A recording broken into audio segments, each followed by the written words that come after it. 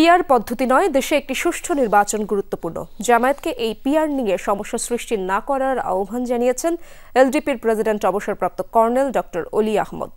বিকেলে মগবাজারে liberal Democratic party এলডিপির কেন্দ্রীয় কার্যালয়ে জরুরি সংবাদ সম্মেলনে এই আহ্বান জানান তিনি। বলেন, জনগণকে নির্বাচনমুখী করলে দেশের নানা সংকট কেটে যাবে।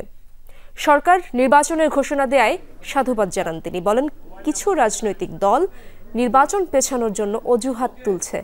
নির্বাচন ব্যাহত হয় এমন বক্তব্য থেকে বিরত থাকার আহ্বান জানান তিনি।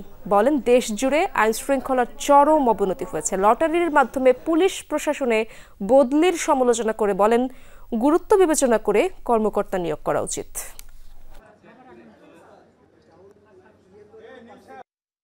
পিআর পদ্ধতি এখানে গুরুত্বপূর্ণ না।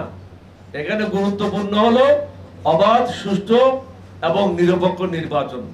জামায়াত ইসলামের লোকেরা সবাই শিক্ষিত এবং শত শত ডক্টরেট ডিগ্রি হোল্ডার আছে। তাদেরকে আমরা অনুরোধ করব, অযথা সমস্যা সৃষ্টি না করে সকলের সাথে মিলে এগিয়ে যাওয়ার জন্য।